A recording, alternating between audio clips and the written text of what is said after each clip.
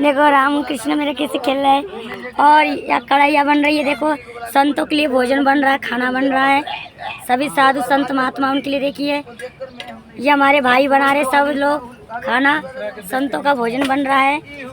मंजू पूजा अघोरी के अखाड़े में साधु संत के लिए सेवा हो रही है संतों की।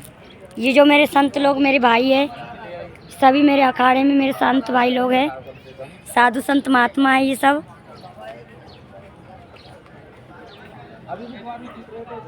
ये हमारा शमशान है काशी विश्वनाथ।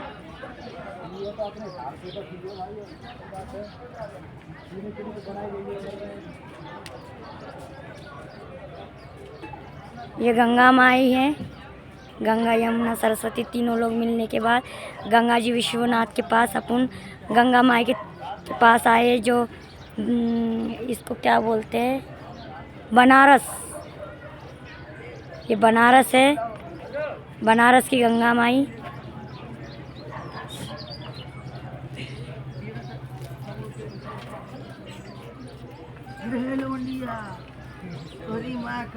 हाँ आवाज आती है, मैं देखता नहीं तो आवाज तो चलता हूँ।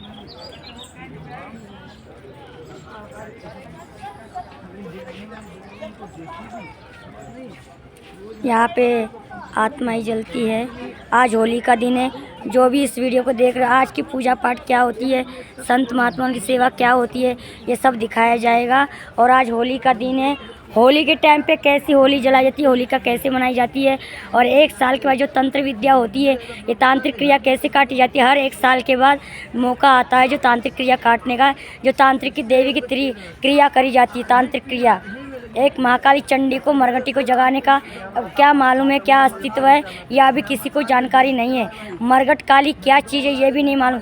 शमशान की वासनी क्या होती है ये भी नहीं मालूम, क्योंकि तांत्रिक की देवी अभी किसी को मालूम नहीं तांत्रिक क्या चीज़ होता है। तांत्रिक वो एक चीज़ ऐसा गुण ज्ञान है जो किसी के पास आज तक भी था या ना रहेगा, ना ही तो होगा।